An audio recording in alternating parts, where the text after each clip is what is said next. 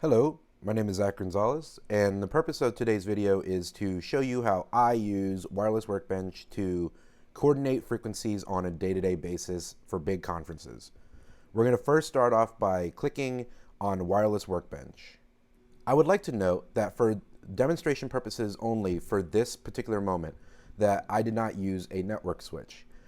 Network switches in big conferences are very useful when having large quantities of wireless units. Wireless Workbench gives you an array of options to connect to. If you have a Mac like I do, you'll have to use a dongle. I have selected my USB dongle like so. I like to start my frequency coordination by going and starting a new show. I first start off by going to File, Start a New Show, and inputting all the information needed for said show. This allows you to export a PDF with all the information at a later time. Once you have started a new show, it'll ask you to add a new device. Go ahead, exit out of this, and connect one of your wireless units, or the network switch. Once I have seen my wireless unit or wireless units populate the inventory, I then go to the Frequency Coordination tab and go to the bottom right-hand corner to select Spectrum. Then I go to the TV channel's gear icon. This is where I will input a zip code to avoid certain TV channel frequencies.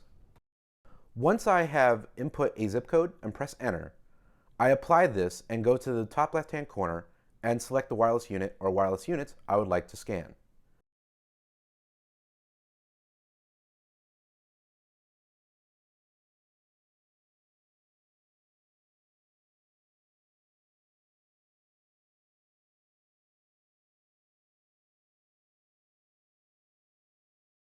Once the frequency scan is complete, I then go back to the bottom right-hand corner and select Add Frequencies. This is where you will select frequencies that you have scanned from your inventory. This will populate the bottom left-hand grid and where you will see if it has been analyzed, compatible, or not compatible. I then select Analyze, Calculate to find the best frequency for this wireless unit or wireless units, and then Assign and Deploy. You can choose whether if you want to select to deploy to all zones or just a specific zone.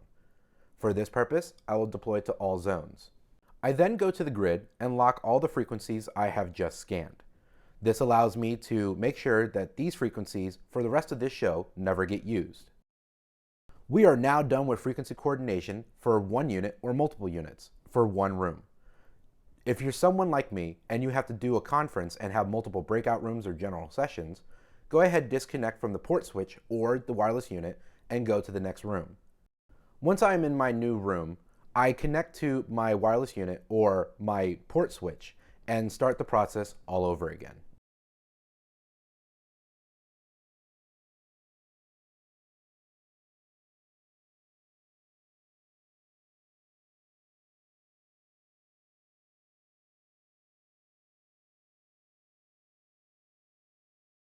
I then finish up by locking the frequencies I just scanned and deployed.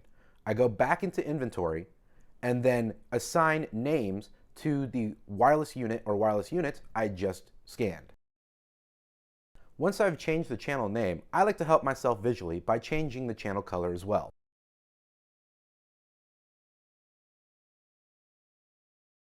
Remember that inventory report I was talking about? This is where the information that you first input comes in handy. Sometimes I have to hand this information to directors or project managers. This lets you know exactly what frequencies I used during that show, during that time, and as well as what TV channels I avoided.